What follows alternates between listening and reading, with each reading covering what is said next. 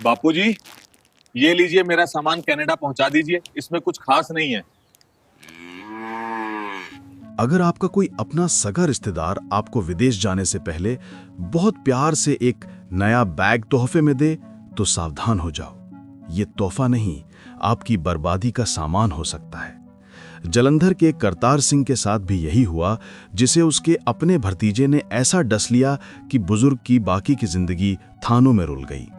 भरोसे के कत्ल की ये सच्ची कहानी आपकी आंखें खोल देगी। सोचिए, एक 70 साल का बुजुर्ग जो हाथ में गुरुमुखी वाला गुटका साहिब पकड़कर अमृतसर एयरपोर्ट पर खड़ा है। आंखों में बेटे को मिलने का चाव है, लेकिन जहाज चढ़ने से सिर्फ 15 मिनट पहले पुलिस उस बुजुर्ग को घेर लेती है।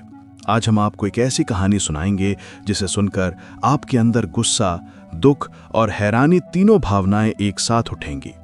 ये कहानी है 70 साल के बुजुर्ग करतार सिंह की, जो गांव संघें, जिला जलंधर के एक विनम्र किसान हैं। जब उनका वो नया ब्रांडेड सूटकेस एयरपोर्ट पर खोला गया, तो अंदर से जो निकलता है उसे देखकर कस्टम अफसर भी सुन्न हो जाते हैं। ये कहानी एक ऐसे अपने की गद्दारी की है जिसके पैर छूकर वो बुजुर्ग घर से चला था।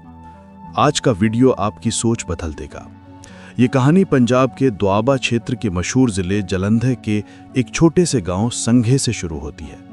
यहाँ एक साधारण सा परिवार रहता था, बुजुर्ग करतार सिंह और उनकी पत्नी बीबी गुरमीत कौर। करतार सिंह की उम्र 70 साल के करीब थी और उन्होंने अपनी सारी जिंदगी खेतों में मिट्टी के साथ मिट्टी होकर गुजारी थी। उनका सिर्फ एक ही सपना था, अपने इकलौते बेटे मनजिंदर सिंह को कनाडा में सेटल देखना। वाहिगुरु की मेहर हुई, मनजिंदर कनाडा के शहर वैंकूवर में पक्का हो गया और अच्छा कारोबार करने लगा। 5 सालों के लंबे इंतजार के बाद वो दिन आया जिसका हर माँ बाप इंतजार करते हैं। मनजिंदर ने अपने माता पिता का सुपर वीजा लगवा दिया। जिस दिन पासपोर्ट पर वीजा स्टैंप होकर आया, करतार सिंह के पैर जमीन पर नहीं लग रहे थे। पूरे गांव में लड्डू बांटे गए, हर कोई बधाइयां देने आ रहा था। करतार सिंह बड़े चाव से सबको बताते, बस अब अगले हफ्ते हम अपने पोता पोतियों को जाकर खिलाएंगे। लेकिन इन खुशियों को किसी की नजर लगने वाली थी। करतार सिंह के दूर के रिश्ते में एक भतीजा लगता था, बिल्लू गांव में ही एक छोटा मोटा ट्रैवल एजेंट का काम करता था। वो बहुत मीठा बोलता था और करतार सिंह का बहुत आदर करता था। बिल्लू ने ही उनकी टिकटें बुक की थीं। जाने से 2 दिन पहले बिल्लू अपनी बड़ी गाड़ी में करतार सिंह के घर आया। आंगन में चारपाई पर करतार सिंह अपना सामान पैक कर रहे थे। एक पुराना सा नीले रंग का अटैची जिसकी चेन थोड़ी खराब थी। बिल्लू ने आते ही कहा, ताऊ जी सत श्री अकाल।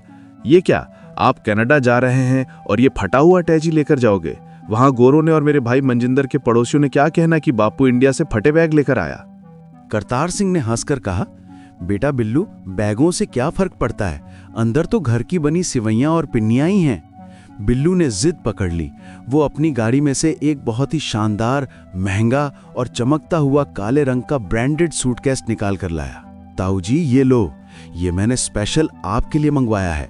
ये अमेरिका का बना है, इसका लॉक बहुत मजबूत है, चोर भी इसे नहीं खोल सकते। मेरी तरफ से ये तोहफा समझकर रख लो। करतार सिंह की आंखें भर आईं। उन्होंने सोचा कि अपना खून आखिर अपना ही होता है। उन्होंने बिल्लू को आशीष दी। बिल्लू ने कहा, लाओ ताऊ जी, मैं अपने हाथों से पैकिंग करवा देता हूँ। बिल्लू ने बड़ी चालाकी से सारा सामान उस नए बैग में डाल दिया। उसने बैग को अंदर से अच्छी तरह दबाया और फिर एक कोड वाला ताला लगा दिया। जाते हुए बिल्लू ने एक अजीब बात कही जो उस समय करतार सिंह को मामूली लगी। उसने कहा, ताऊ जी, वैंकूवर एयरपोर्ट पर मेरा एक दोस्त गैरी आपको लेने आएगा। मनजिंदर का घर एयरपोर्ट से दूर है और वो काम पर होगा। गैरी आपको घर छोड़ देगा। ये बैग बस गैरी को पकड़ा देना, वो अपने आप गाड़ी में रख लेगा। करतार सिंह ने सिर हिला दिया। उन्हें क्या पता था कि जिस बैग को वो प्यार का तोहफा समझ रहे थे, असल में वो उनकी जिंदगी बर्बाद करने वाला टाइम बम है। अमृतसर का श्री गुरु रामदास जी अंतर्राष्ट्रीय हवाई अड्डा। सुबह का समय था। करतार सिंह और गुरमीत कौर ने अपने गांव की मिट्टी को आखिरी बार माथा टेका और एयरपोर्ट के अंदर दाखिल हुए। उनके चेहरे पर एक अलग ही नूर था। बुजुर्ग जोड़ा बहुत खुश था, हाथों में पासपोर्ट पकड़े हुए थे। चेक इन काउंटर पर भीड़ थी। जब उनकी बारी आई तो करतार सिंह ने गर्व से वो काला सूटकेस वजन करने वाली मशीन पर रखा। वजन बिल्कुल सही था।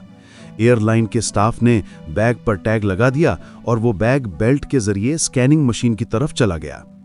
करतार सिंह बोर्डिंग पास लेकर आगे बढ़ने ही वाले थे कि अचानक पीछे से एक सुरक्षा अधिकारी ने आवाज दी, बाबा जी 1 मिनट रुकिएगा। करतार सिंह ने मुड़कर देखा। 2 पुलिस वाले तेजी से उनकी तरफ आ रहे थे। उनके चेहरे पर सख्ती थी। आपका सामान कौन सा है? हमारे साथ आओ, आपके बैग की दोबारा जांच करनी है, अफसर ने कहा। करतार सिंह थोड़ा घबरा गए, लेकिन उन्हें यकीन था कि उनके पास कुछ गलत नहीं है। वो जांच रूम में गए।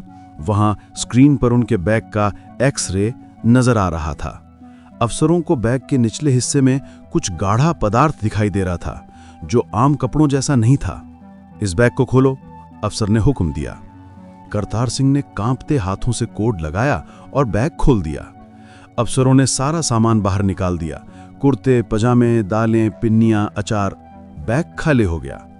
करतार सिंह ने कहा, देख लो जी, कुछ नहीं है, खाली है बैग। लेकिन अफसर की नजरें बैग के तले पर टिकी थीं। बैग अंदर से खाली होने के बावजूद भी भारी लग रहा था। अफसर ने एक तीखा चाकू मंगवाया। यह देखकर करतार सिंह का दिल जोर से धड़कने लगा। साहब जी, ये नया बैग है, मेरे भतीजे ने दिया है, इसे फाड़ो मत, उन्होंने विनती की। लेकिन अफसर ने उनकी एक न सुनी। चर्र की आवाज के साथ बैग का अंदरूनी कपड़ा चीर दिया गया। जो दृश्य सामने आया उसने वहां खड़े हर शख्स के होश उड़ा दिए। बैग के सख्त तले के नीचे कार्बन पेपर और काली टेप से लिपटी हुई पतली पतली परतें थीं। अफसर ने एक पैकेट को काटा और उसमें से काले रंग का गीला पदार्थ निकला। उसने सूंघ कर देखा और फिर एक छोटी सी किट से टेस्ट किया। अफीम, हाई क्वालिटी अफीम, अफसर चिल्लाया। पूरी 2 किलो। करतार सिंह के कानों में सायरन बजने लगे। वह वहीं फर्श पर गिर पड़े। मुझे नहीं पता वाहिगुरु की कसम, मुझे नहीं पता, ये बिल्लू का काम है, वो रोने लगे। लेकिन कानून आंसू नहीं, सबूत देखता है। जहाज उड़ गया, लेकिन करतार सिंह और गुरमीत कौर को एयरपोर्ट के ठंडे थाने में बंद कर दिया गया। सपनों की उड़ान अब हथकड़ियों में बदल चुकी थी। कनाडा में शाम हो चुकी थी। मनजिंदर वैंकूवर एयरपोर्ट जाने के लिए तैयार हो रहा था। वह बहुत खुश था। बच्चों को कह रहा था, दादा दादी आ रहे हैं आज। वह घर से निकलने ही वाला था कि उसका फोन बजा। स्क्रीन पर अननोन नंबर था। मनजिंदर ने फोन उठाया। हेलो, क्या मैं मनजिंदर सिंह से बात कर रहा हूं? दूसरी तरफ एक भारी आवाज थी। हाँ जी, कौन? मैं अमृतसर एयरपोर्ट पुलिस स्टेशन से इंस्पेक्टर बलदेव सिंह बोल रहा हूं।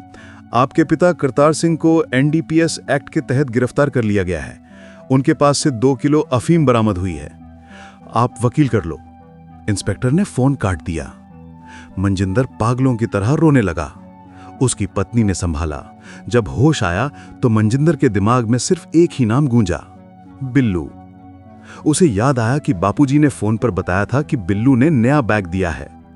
मनजिंदर ने कांपते हाथों से बिल्लू को फोन लगाया।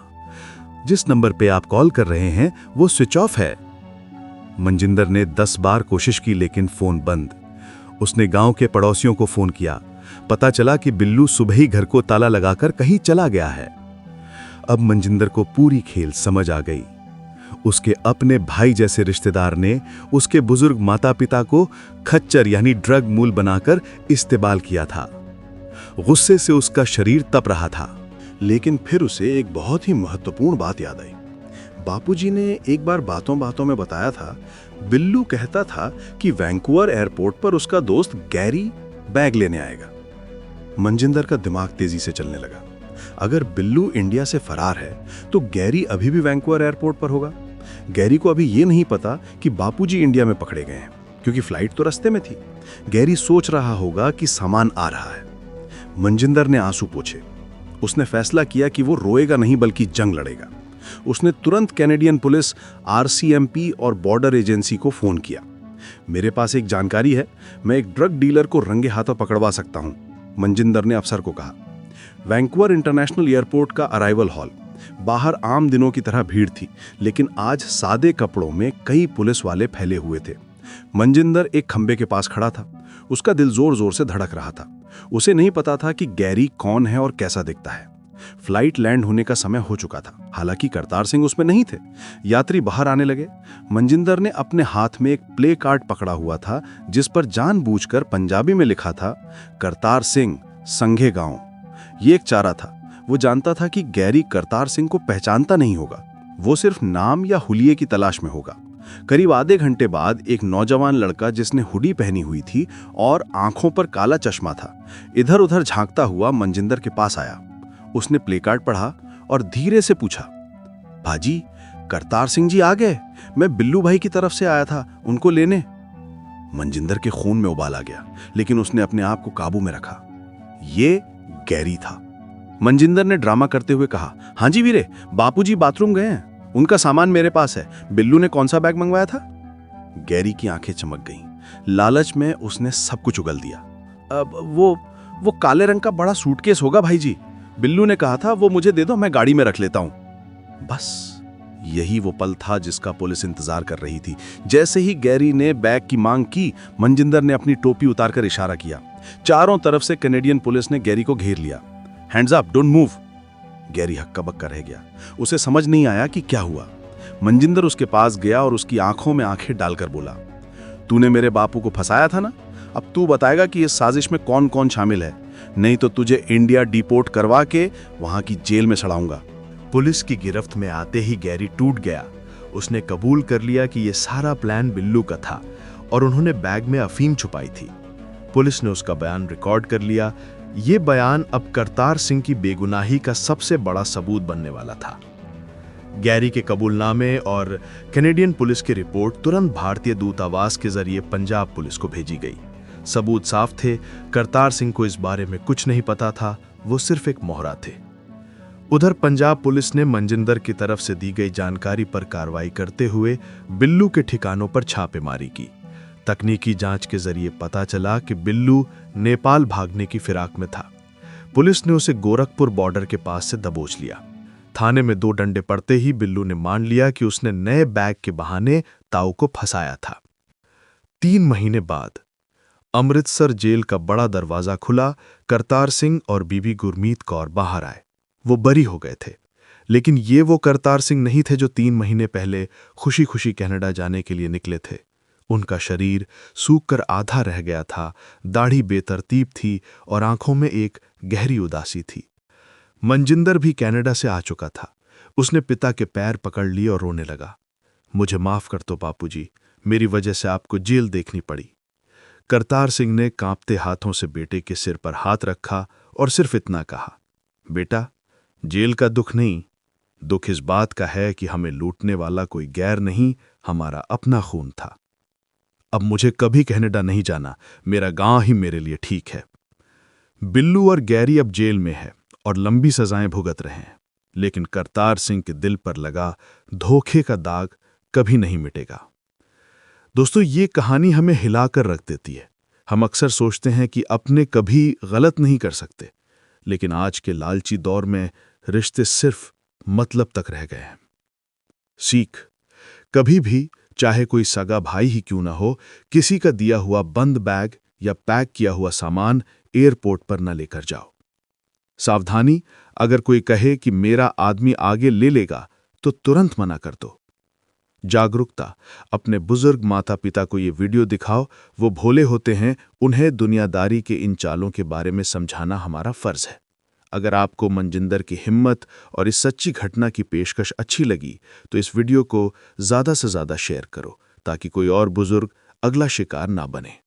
चैनल को